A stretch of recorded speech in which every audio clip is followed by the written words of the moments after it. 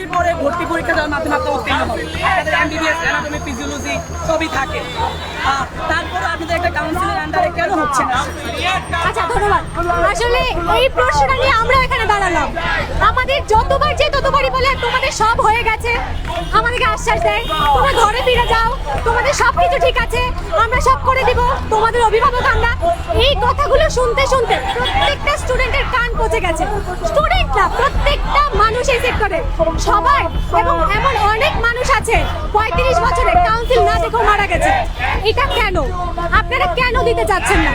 এটা বৈষম্য এই কারণে হচ্ছে, আমরা বলছি আমাদের পার্শ্ববর্তী হোমিওপ্যাথিক মেডিকেল কলেজে কাউন্সিল হয়ে গেছে এবং প্রত্যেকটা স্টুডেন্ট খুব মানসিক শান্তিতে তারা পড়াশোনা করতে পারছে। আমরা আজকে ঘুমালাম, কালকে রাতে বা কালকে সকালবেলা উঠে আমরা জানি না যে আমাদের এই সেক্টরে কি হতে পারে। এমন অনেক কিছু ঘটনা ঘটছে, এত বৈষম্য আমাদের সাথে করে আসছে। তারা প্রত্যেকবার বলে ঘরে ফিরে যাও, ঘরে ফিরে যাও। ঘরে ফেরার পরে এমন একটা ভাব করে আমরা কিছুই করি নাই, আমরা কিছুই চাই নাই। যেটা আমার অধিকার সেটা আমাকে চাইতে হবে কেন? আমার প্রথম প্রশ্ন হচ্ছে এটা আমার অধিকার, আপনি আমাকে দেবেন। তার জন্য তারা আমাকে দিচ্ছে না, তার জন্য আজকে আমরা রাজপথে। তারা যতদিন দেবে না এর শেষ পর্যন্ত আমরা এই রাজপথে থাকবো। আচ্ছা, আপনাদেরকে তো মোটামুটি সবকিছু দিচ্ছে স্বাস্থ্য অধিদপ্তর, আপনাদেরকে রেজিস্ট্রেশন নাম্বার দিচ্ছে, আপনারা ইন্টার্নি করতে পারছেন, আপনাদের ডাক্তারের সমমান প্রায় আছে, প্রেসক্রাইব করতে পারছেন। তারপর একটা কাউন্সিলের আন্ডারে গিয়ে বিষয়টা কেমন মনে হচ্ছে না? আচ্ছা, আপনি যখন আপনার এক অভিভাবকের কাছে থাকবেন, সে আপনাকে যে স্বীকৃতি দেবে, আপনার পার্শ্ববর্তী প্রতিবেশী কিন্তু আপনাকে সেই স্বীকৃতি দিবে না। এই স্বাস্থ্য অধিদপ্তর কিছুদিন আগে একটা অবৈধ চিঠি বাস্তবায়ন হয়েছে, সে ব্যাপারে কোনো কথা বলছে না। তারা আমাদের কোনো প্রকার অভিভাবকত্ব ভালো মতো করছে না। আমাদের কাউন্সিল থাকলে আমরা আমাদের মতো চলবো। এখানে প্রত্যেকটা স্টুডেন্ট এসএসসি এইচএসসি তে জিপিএ 5 পেয়ে ভর্তি হয়। এখন অধিকাংশ স্টুডেন্ট আছে তারা ডাক্তার হওয়ার আশায় আসে। আপনি যে বলেন ডাক্তার লিখতে পারছি আমরা, এই ডাক্তার লেখা নিয়েও তারা টালবাহানা করে। কেন করে? এটা নিয়েও তারা টালবাহানা করে। তারা হচ্ছে যে বলে বিএমডিসির আন্ডারে না হলে, যে বিএমডিসি একটা কাউন্সিল, স্বতন্ত্র কাউন্সিল, তাদের আন্ডারে না হলে কেউ মানে ডাক্তার লিখতে পারবে না। আপনি বলছেন যে ডাক্তার লিখতে পারছেন না, যেহেতু আপনি আয়ুর্বেদিক নিয়ে পড়াশোনা করছেন, তাহলে আপনি কি মনে করছেন আপনার নামের আগে আয়ুর্বেদিক আপনার নামটা থাকা দরকার ছিল? আমি আয়ুর্বেদিক নিয়ে পড়াশোনা করছি না, আমি bachelor of Ayurvedic medicine and surgery নিয়ে পড়াশোনা করছি। এই আপনাদের মেডিকেল সার্জিক্যাল আছে? আমাদের সার্জারি সাবজেক্টে পড়ানো হয় বাংলাদেশ। আচ্ছা, আরেকটু প্রশ্ন, আপনার কি করতে পারেন সার্জারিতে? আয়ুর্বেদিক কোন সার্জারি হয়? আয়ুর্বেদিকে সার্জারি হওয়ার সিস্টেম আছে, আমাদের চরক সুশ্রুতের মধ্যে আমাদের হচ্ছে যে সার্জারি সিস্টেম আছে, কিন্তু বাংলাদেশে এটা এখন আমাদেরকে বৈধতা দেওয়া হয় নাই। আমাদের পার্শ্ববর্তী দেশ ইন্ডিয়াতে করছে, অবশ্যই চলছে। আমাদের শ্রীলঙ্কা, সেখানেও কিন্তু তাদের কাউন্সিল আছে, সব হচ্ছে। আমরা কেন করতে পারছি না? আমাদের এই বৈধতা নেই, কারণ আমাদের কাউন্সিল নেই। একটা কাউন্সিল হতে কিন্তু 100-এর মতো ইনস্টিটিউট লাগে বা কলেজ লাগে, আর শিক্ষার্থী লাগে মোটামুটি একটা। আপনাদের চাকরির সোর্স লাগে, সবকিছু কি আপনাদের আছে আপনি মনে করছেন বাংলাদেশে? আমাদের, আপনি বাংলাদেশ বাদ দেন, পুরো পৃথিবী যদি দেখেন ন্যাচারাল মেডিসিনের দিকে কিভাবে মানুষ ধাবিত হচ্ছে, কিভাবে মানুষ যাচ্ছে ন্যাচারাল মেডিসিন দিতে। শুধু আপনি দেখবেন আপনার দেশে ন্যাচারাল মেডিসিনকে অবজ্ঞা করা হয়।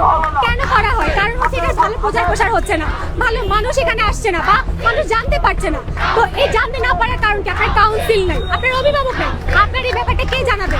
স্বাস্থ্য দপ্তরের আন্ডারে আমরা আছি, সে আমাদেরকে বলছে অস্থায়ী রেজিস্ট্রেশন। কেন একটা অস্থায়ী রেজিস্ট্রেশন নিয়ে আমি কেন ডাক্তারি করতে যাব? আমি কেন চেম্বার দিব? আমার কেন স্থায়ী রেজিস্ট্রেশন হবে না? আর সরকারি নিয়োগ হয়, সরকারি ভাবে স্বাস্থ্য অধিদপ্তর থেকে আমাদের পিএসসির আন্ডারে না, স্বাস্থ্য অধিদপ্তর থেকে একটা সার্কুলার ছাড়া হয় প্রতি সরকারি মানে জেলা পর্যায়ে যে সরকারি হাসপাতালগুলো আছে বা 250 শয্যা বিশিষ্ট হাসপাতালগুলো আছে, সেখানে আমাদের অনেক মেডিকেল অফিসার ভাইরা আছেন, বড় ভাইরা আছেন। এবং আমাদের কলেজে ওই ঠিক একই সার্কুলারে অনেক টিচাররা এখানে টিচার হিসেবে আছেন। এবং দুঃখের বিষয় হলো যে এই যে তারা নবম গ্রেড দিয়ে যে এখানে উঠেছে, অনেকের 15 বছর পার হয়ে গেছে, তারা ওই নবম গ্রেডে আছে, কোনো প্রকার পদোন্নতি হচ্ছে না। এবং এই সকল কিছু জটিলতা ওই এক জায়গায় গিয়ে পাক খায়, যেটা হচ্ছে কাউন্সিল। আপনি কাউন্সিল করে দেন, দেখবেন সবকিছু হয়ে যাবে। একটা অভিভাবক থাকলে আপনার অভিভাবক আপনাকে সঠিক রাস্তাটাই দেখাবে। হ্যাঁ, পার্শ্ববর্তী প্রতিবেশী আপনাকে সঠিক রাস্তা দেখাবে না। স্বাস্থ্য অধিদপ্তর প্রতিনিয়ত আমাদের সাথে প্রতিবেশীর মতো আচরণ করতেছে। তারা একবার বলে তোমরা আমাদের, একবার বলে তোমরা আমাদের না। কেন? কি বার্তা দিতে চান যদি আপনাদের কাউন্সিল না হয়? আজকের এই সমাবেশ থেকে আপনি কি বলতে চান? আপনাকে আমি এটাও বলতে চাই, কাউন্সিল না হওয়া পর্যন্ত কেউ এখান থেকে রাস্তায় মানে বাসায় যাবে না, ঘরে ফিরে যাবে না। এখানে অনেক স্টুডেন্ট অলরেডি বলে ফেলছে, পারলে কাপড় নিয়ে আমরা রাস্তায় নামবো, তাও কিন্তু আমরা কাউন্সিল ছাড়া যাব না। এবং এটাও বলছি আমরা আমাদের 36তম ব্যাচ যাই কিনা আপকামিং ব্যাচ ভর্তি পরীক্ষা হয়ে গেছে তাদের আমরা ভর্তি নিচ্ছি না। কেন নিব? এতগুলো স্টুডেন্টের মানসিক অত্যাচার করার পরও তাদের আবার কিভাবে 7 মিনিট আসে যে 50টা আরো স্টুডেন্টের মানসিক টর্চার করবে? আমরা চাই না। আমরা চাই ওই স্টুডেন্টগুলো কাউন্সিল পাক। ওই স্টুডেন্টগুলো কাউন্সিল পাওয়ার পরে আমরা চাই আমরা যে কষ্টটা পাইছি ওই বাচ্চাগুলো যেন সে কষ্টটা না পায়। তার জন্য আমরা মাঠে নামছি আর আমরা আদায় না করে যাচ্ছি না, অবশ্যই যাচ্ছি না।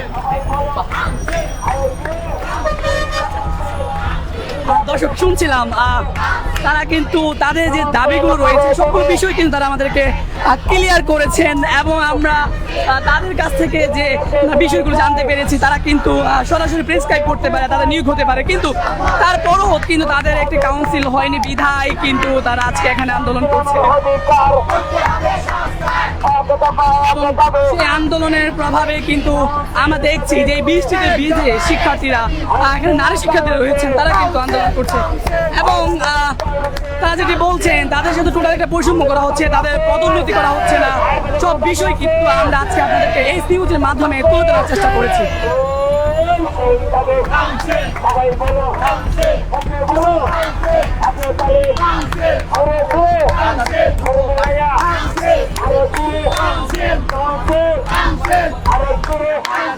সবাই